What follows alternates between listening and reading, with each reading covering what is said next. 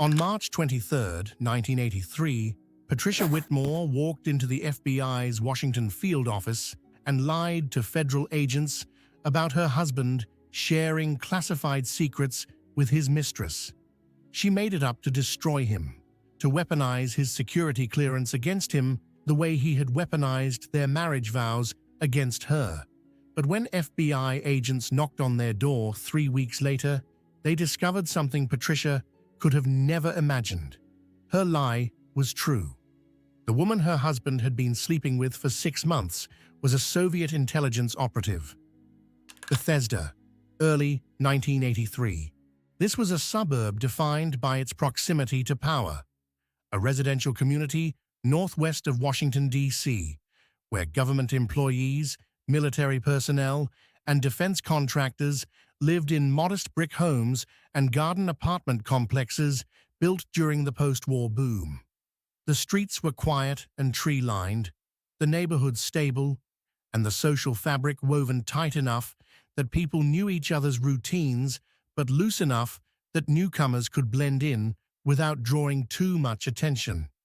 It was precisely this quality, this combination of access to the capital and suburban anonymity, that made Bethesda attractive to Soviet intelligence operatives looking to position assets close to Washington's defense establishment without the scrutiny that came with living in the city itself.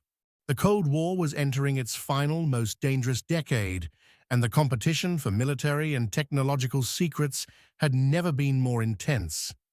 Thomas Whitmore was 42 years old, an electrical engineer employed by a McLean-based defense contractor specializing in radar systems and electronic countermeasures for the Department of Defense. He had worked there since 1976, maintaining a security clearance that gave him access to classified projects involving naval radar systems, jamming technology, and electronic warfare capabilities. His colleagues described him as competent and reserved, a man who did his work without drama and rarely socialized beyond what was professionally necessary.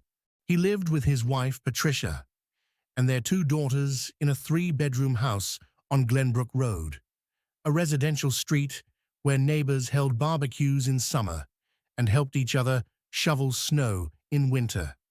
The marriage, like many marriages after 15 years, had settled into comfortable routine, the passion of earlier years replaced by the practicalities of raising children, managing careers, and maintaining a household.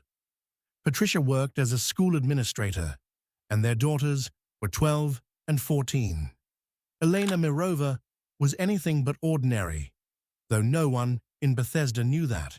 She had been born in the Soviet Union in 1940s, recruited by the KGB in her early 20s, and trained in the techniques of what Soviet intelligence called illegal operations, meaning she would work abroad under deep cover rather than diplomatic protection. Her legend, the false identity that gave her American life plausibility, identified her as Helen Miller, a widow from Ohio who had moved to Bethesda in 1979 to start fresh after her husband's death in a car accident. She was in her 30s when she arrived in Bethesda, striking in a way that drew attention without being so beautiful as to seem unapproachable. With dark hair, sharp features, and an accent she explained away by claiming her father had been stationed in Germany during her childhood, and that she had grown up speaking both English and German. She worked part-time transcribing medical records and lived alone in a 2-bedroom apartment on Bradley Boulevard, less than a mile from the Whitmore residence.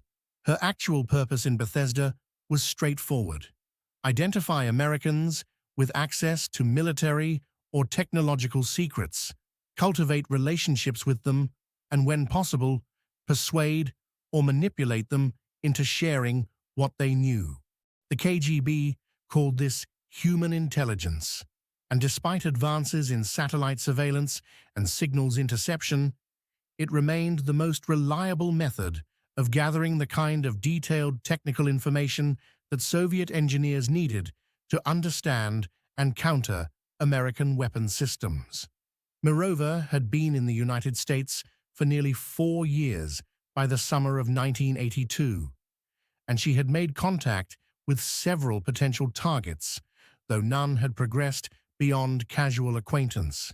She was patient, understanding that recruitment could not be rushed, and she had been trained to recognize the signs that someone might be vulnerable. Professional frustration, financial pressure, marital discord, or simple loneliness. Thomas Whitmore and Elena Mirova met in August 1982 at a community pool in Bethesda. The meeting was not accidental.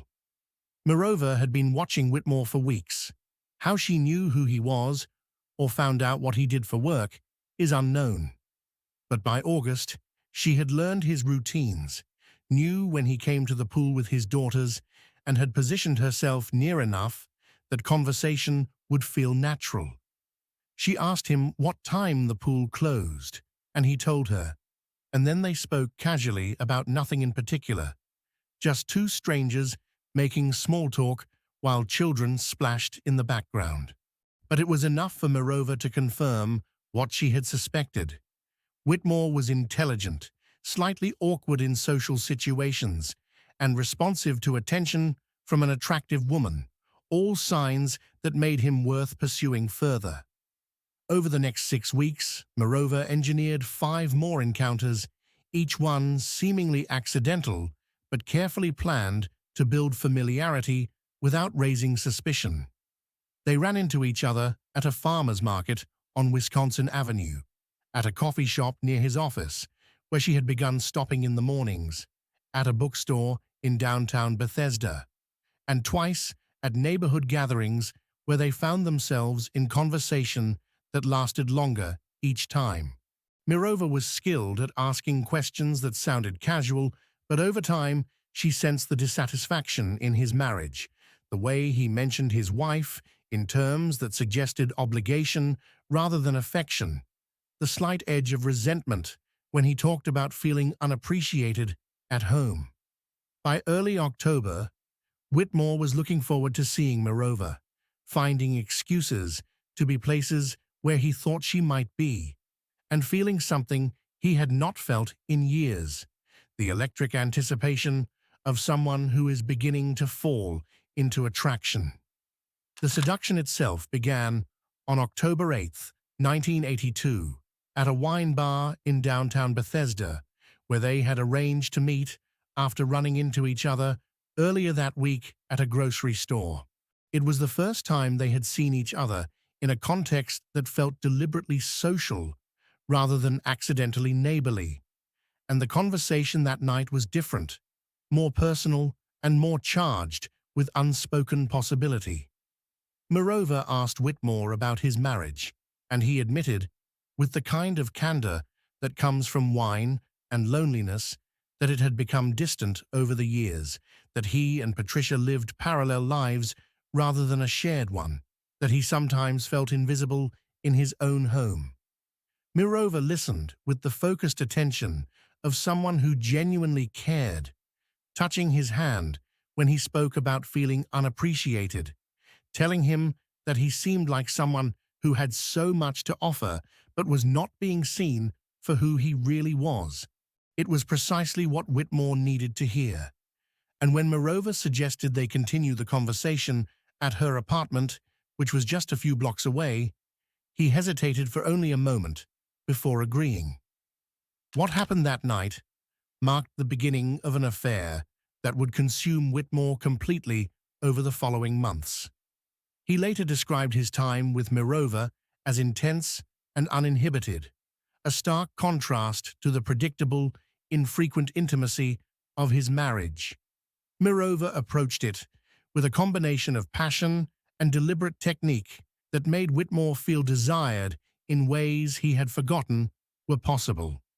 She was vocal and responsive, eager in ways that seemed spontaneous but were actually calculated to bind him to her emotionally as well as physically. But it was not just the physical attraction that hooked him. Mirova created an environment where Whitmore felt understood and appreciated, where his thoughts mattered and his presence was wanted, and she did this with a skill that came from training and experience. She cooked for him, listened to him talk about work without seeming bored, laughed at his jokes, and made him feel like the most interesting man in the world. After years of feeling overlooked in his own home, Whitmore found himself in a relationship that felt vital and alive, and he convinced himself that what he felt for Mirova was real, that she felt the same way, and that he deserved this kind of connection. In November 1982, Whitmore was visiting Mirova's apartment 3, 4, and even 5 times a week, usually in the late afternoon, when he could claim he was working late or meeting colleagues for drinks after work. He had become adept at lying to Patricia, inventing excuses with a fluency that surprised him, and he had rationalized the affair as something separate from his real life, a private escape that did not affect his responsibilities as a husband and father. Mirova encouraged this compartmentalization, never pressuring him to leave his wife, never making demands that might force him to confront what he was doing or consider the consequences.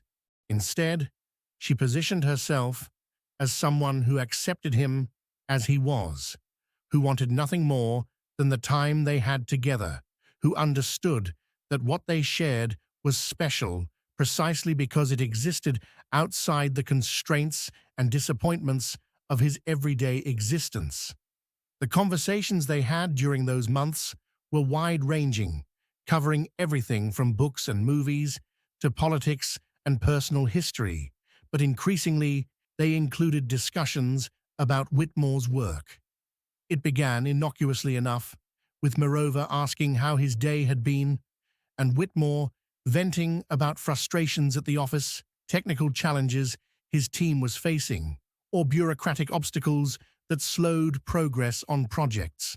Mirova responded with questions that demonstrated surprising understanding of engineering concepts, and Whitmore, flattered by her interest and eager to impress her with his expertise, found himself explaining his work in considerable detail.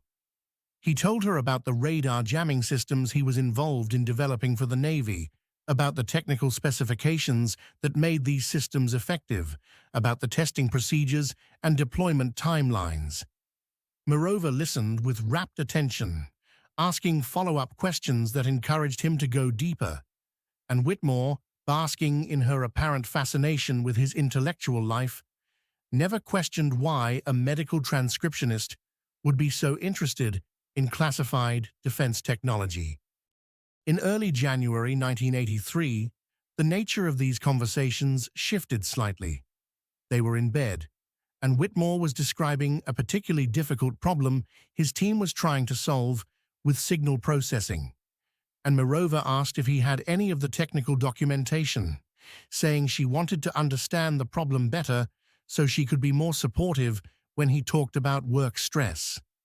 It was a request that should have raised immediate alarm, but Whitmore was so deeply enmeshed in the affair, so convinced of Mirova's genuine interest in his life, that he agreed without serious hesitation.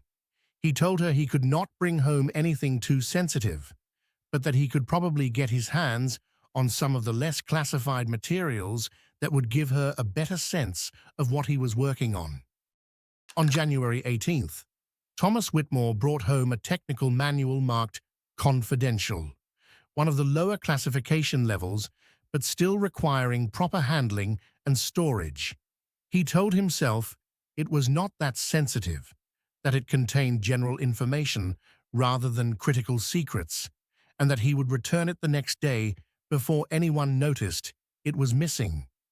He brought the manual to Mirova's apartment that evening, and she looked through it with obvious interest, asking questions about specific sections and taking notes on things she wanted to discuss further.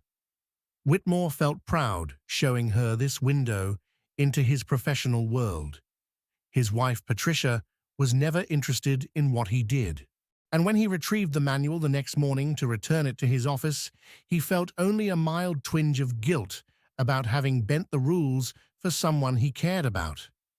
What Whitmore did not know was that during the hours the manual spent in Mirova's apartment, she had photographed every page using a specialized miniature camera provided by her KGB handlers, and that those photographs were subsequently delivered to a Soviet contact in New York who transmitted them to Moscow via diplomatic pouch.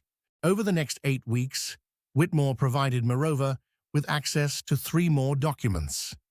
Technical specifications for the radar jamming system his team was developing, schematics showing the internal components and signal processing architecture, and internal memos discussing performance testing and the system's effectiveness against known Soviet radar installations. Each time, Mirova photographed the materials, and each time, Whitmore told himself he was not really doing anything wrong, that the documents were not that critical, and that his relationship with Mirova was about emotional connection rather than anything improper. The information was not the most highly classified material in the American defense arsenal, but it was precisely the kind of detailed technical intelligence that Soviet military planners needed to understand American capabilities and close gaps in their own systems. By early March 1983, the operation was considered successful enough that her handlers were discussing whether to expand her access by having her encourage Whitmore to pursue promotion or transfer to projects with even higher classification levels. But Mirova had miscalculated one critical element of the operation: Patricia Whitmore. She had assessed Thomas as vulnerable and manipulable, but she had not fully considered his wife's capacity to notice his infidelity and to respond in ways that might threaten the operation. Patricia had suspected the affair for weeks, noticing the changes in Thomas's behavior that accompany betrayal even when the unfaithful partner believes they are being careful. The longer hours away from home, the increased attention to appearance, the emotional distance that grows when someone's intimacy is divided between two people, the way he became defensive when she asked simple questions about his day. She confronted him twice in late February, and both times Thomas denied anything was wrong, responding with irritation and accusing her of being paranoid and controlling. On the evening of March 6, 1983, Patricia decided to follow Thomas when he left the house, claiming he was meeting colleagues for dinner at a restaurant in downtown Bethesda. She watched from her car as he drove not to a restaurant, but to an apartment building on Bradley Boulevard, where he parked and went inside. Patricia waited for nearly 3 hours, her hands gripping the steering wheel as she tried to process what she was seeing. And when Thomas finally emerged and drove away, she sat in the darkness, feeling the particular devastation that comes from having your worst fears confirmed. She considered confronting him immediately, but decided to wait, needing time to think about what she wanted to do and what the discovery meant for her marriage and her family. Over the next 2 weeks, Patricia wrestled with anger, humiliation, and uncertainty. She followed Thomas twice more and confirmed that he was regularly visiting the same apartment building, always staying for 2 to 3 hours before returning home. She considered filing for divorce, confronting the other woman, or simply pretending she did not know and hoping the affair would burn itself out. But on March 22nd, she finally decided to confront Thomas directly. She waited until late evening, after their daughters had gone to bed, and found Thomas in the living room watching television. She told him she knew about the affair, that she had followed him, and knew where he was going and how often he was there. Thomas's first response was denial, but when Patricia persisted with details that made denial impossible, he shifted to defensiveness and then to attack. telling her that maybe if she had paid more attention to him, if she had made any effort to keep their marriage interesting, he would not have needed to find connection elsewhere. He admitted to having an affair with a woman named Helen Miller, but he blamed Patricia for letting herself go, for being more interested in her job and their daughters than in him, for making him feel invisible in his own home. The argument escalated into a vicious fight that lasted nearly an hour, with Thomas refusing to apologize or show remorse, and instead making Patricia feel that his infidelity was somehow her fault. Patricia went to bed that night alone, seething with anger and humiliation. Thomas slept in the guest room, and Patricia lay awake, replaying the argument in her mind, thinking about the things he had said and the ways he had tried to turn his betrayal into her failure. By 3 in the morning, she had decided that she was not going to let him get away with making her the villain in this situation, that she was going to hurt him the way he had hurt her, and the only weapon she had that might actually cause him real damage was his job, his security clearance, and his access to classified information. She knew that defense contractors were subject to strict rules about their personal lives, that certain behaviors could trigger security reviews. She did not actually believe Thomas was sharing secrets with his mistress, but she thought that even an investigation might cost him his clearance, his job, and his comfortable life, and that seemed like appropriate punishment for what he had done to their marriage. The next morning, Patricia called the FBI's Washington field office and asked how she would report a potential security violation. She was connected to the counterintelligence division and spoke with a duty officer who asked her to explain the nature of her concern. Patricia told him that her husband, Thomas Whitmore, was a defense contractor with a security clearance who was having an affair, and that she believed he might be sharing classified information with the other woman. The duty officer asked if she had evidence, and Patricia said she did not have proof, but that her husband had been acting suspiciously and spending multiple evenings per week at the woman's apartment. The officer asked if Patricia would be willing to come in and provide a formal statement, and Patricia agreed, saying she could be there that afternoon. At 2:30 p.m. on March 23, 1983, Patricia Whitmore sat in an interview room and repeated her allegations to Special Agent David Kessler and another counterintelligence officer. She provided Thomas's full name, his employer, the location of the apartment building where he was having the affair, and the approximate frequency of his visits.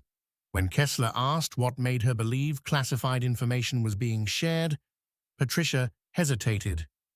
She admitted she had no direct evidence, but she said he had discussed work matters with her before, and she feared he might be sharing sensitive information with his mistress now. She gave Agent Kessler the name, Helen Miller, the name her husband admitted to her during their fight. The interview lasted 45 minutes, and by the end, Kessler decided to initiate a preliminary investigation. What Patricia did not know was that her allegation, which she had made primarily to hurt her husband, had triggered concern at the FBI. The counterintelligence division had been operating under heightened alert since 1981, when a series of high-profile espionage cases had revealed the extent of Soviet intelligence targeting American defense contractors, and any report involving a cleared employee was taken seriously. After Patricia left, Kessler ran Thomas Whitmore's name through security databases and confirmed he had secret-level clearance. More significantly, when Kessler began cross-checking Helen Miller at the Bradley Boulevard apartment building Patricia had identified, a quick records check revealed inconsistencies that immediately caught the attention of experienced counterintelligence officers. No employment history before 1979, no credit history, no educational records, and a social security number that had been issued the same year she supposedly moved from Ohio. On March 24th, Kessler briefed his supervisors on Patricia Whitmore's allegation and the preliminary findings on Helen Miller, and the decision was made to initiate surveillance on both Whitmore and Miller while simultaneously conducting deeper background investigations. By early April, FBI agents had confirmed that Whitmore was visiting Miller's apartment regularly, typically in the late afternoon, several times per week. More concerning, on the evening of April 10th, surveillance teams observed Miller leaving her apartment, carrying a large manila envelope, and driving to a shopping center in Silver Spring, where she walked through the parking lot for several minutes before leaving the envelope in an unlocked car parked near the rear of the lot.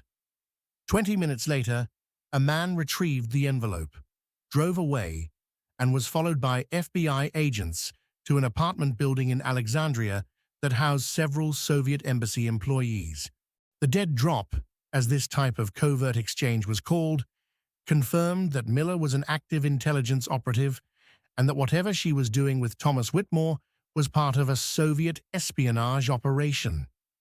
The FBI now faced an urgent decision: whether to move immediately against Miller and Whitmore or to continue surveillance in hopes of identifying more members of the network.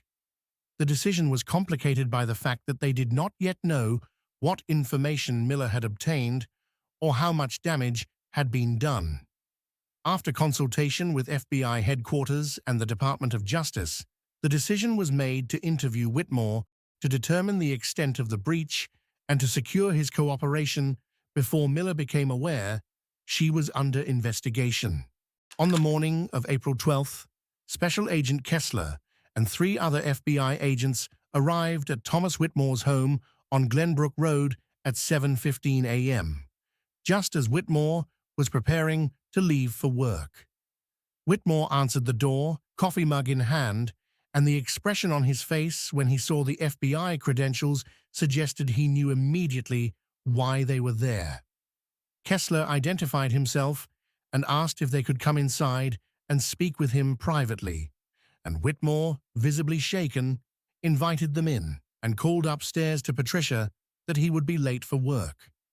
The agents asked Patricia and the daughters to wait upstairs while they spoke with Thomas in the living room, and once the door was closed, Kessler told Whitmore they were conducting a security investigation involving his relationship with Helen Miller and needed to ask him some questions. Whitmore's face went pale, and for several seconds he said nothing, just stared at the agents with the look of someone whose entire world was collapsing around him.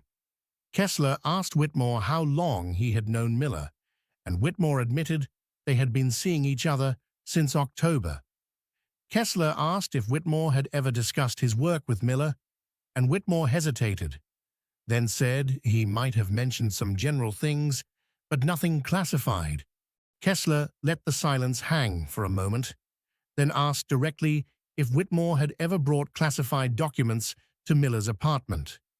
The question hit Whitmore like a physical blow, and he later described that moment as the instant when he understood that what he had thought was a private affair was actually a federal crime. He stammered that he might have shown her some materials, but nothing really important, and when Kessler asked him to be more specific, Whitmore crumbled, his hands shaking, as he began to comprehend the magnitude of what he had done. Over the next 3 hours, Thomas Whitmore provided a detailed confession of his relationship with Helen Miller, the documents he had given her access to, and the conversations they had about his work. He admitted to bringing home 4 separate classified documents between January and April 1983, including technical manuals, system schematics, and performance testing memos. He insisted he had not thought he was doing anything seriously wrong, that Miller had seemed genuinely interested in understanding his work, and that he had believed the documents were not that sensitive.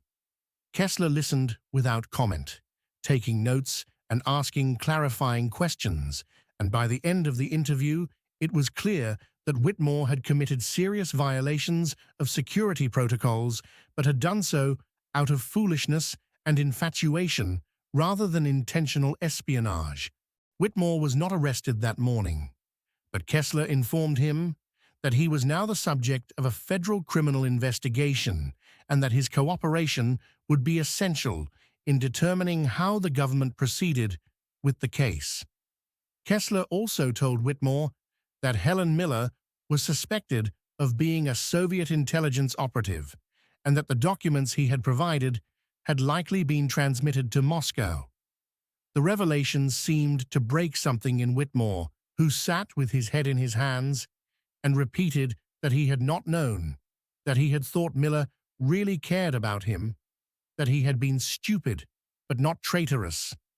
Kessler asked if Whitmore would be willing to continue cooperating, including potentially participating in controlled meetings with Miller under FBI supervision, and Whitmore agreed immediately, desperate to demonstrate that he was not a spy and that he wanted to help fix what he had broken. The FBI moved quickly after securing Whitmore's confession.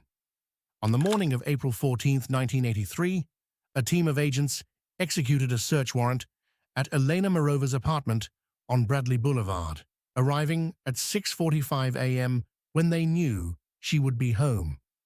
Mirova was arrested without incident, though her expression when she opened the door and saw FBI badges suggested she had been expecting this moment or something like it. A search of her apartment revealed the tools of her trade: a high-resolution miniature camera concealed in a hollowed-out book, several rolls of undeveloped film, a shortwave radio, code books for decrypting messages, and most significantly, copies of the photographs she had taken of the documents Whitmore had provided.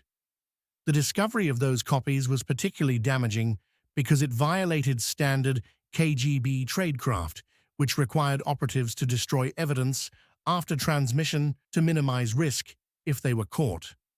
Mirova had kept them as insurance or backup, and now they provided prosecutors with direct physical evidence linking her to the classified materials Whitmore had compromised. Mirova refused to cooperate with investigators. During her initial interrogation, she provided only her cover identity, Helen Miller, and declined to answer any questions about her background, her activities, or her relationship with Whitmore. She did not request an attorney, did not offer explanations or justifications, and simply sat in silence as agents questioned her for over 2 hours. Federal prosecutors, working with the FBI and the Department of Justice, prepared espionage charges against her, though they also began exploring the possibility of a prisoner exchange with the Soviet Union. The State Department quietly approached the Soviet embassy in early April to discuss the situation, and after several weeks of negotiation, the Soviets agreed to acknowledge Mirova as one of their intelligence officers and to discuss terms for her return. Thomas Whitmore's fate was more complicated. On April 29, 1983, he was formally charged with violating the Espionage Act by transmitting classified information to an unauthorized person. His attorneys immediately began negotiating a plea agreement, arguing that Whitmore had been manipulated and deceived, that his cooperation with the FBI had been immediate and complete, and that his breach had been driven by emotional vulnerability rather than ideological commitment or financial motivation. The government was receptive to a deal, partly because a public trial would require disclosure of the compromised radar systems and their capabilities, and partly because Whitmore's voluntary confession and cooperation had been valuable in building the case against Mirova and understanding the scope of the operation. On July 19, 1983, Thomas Whitmore pleaded guilty to a single count of mishandling classified information, a reduced charge that acknowledged his culpability while avoiding the espionage designation that would have made any kind of future rehabilitation impossible.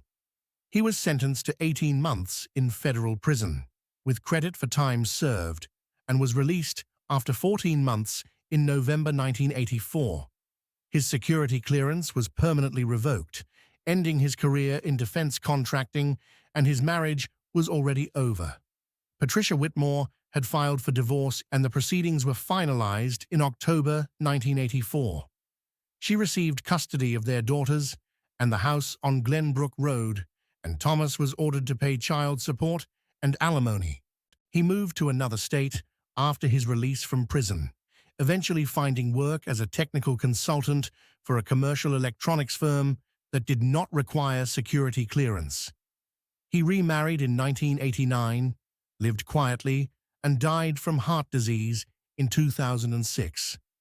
Helen Miller, or Eleanor Morova, was never tried in an American court. On August 30th, 1983, she was exchanged for two American journalists who had been detained in Eastern Europe on espionage charges, and she returned to Moscow. Patricia Whitmore never spoke about the case. She continued working as a school administrator in Bethesda, raised her daughters as a single mother, and eventually remarried in 1988. According to family members who spoke after her death, when asked if she regretted making the report, she paused for a long moment and then said she regretted the marriage, the affair, and everything that followed. But reporting Thomas had been the right thing to do, even if her motives at the time had been less than pure. The Whitmore case became a footnote in Cold War history, overshadowed by more dramatic betrayals and higher-profile defections. But it illustrated something counterintelligence officers had always understood, that espionage often succeeds not through elaborate schemes, but through the exploitation of ordinary human weakness. Thomas Whitmore was not a traitor in the ideological sense, just a man who made catastrophic judgments while caught in an affair that made him feel alive.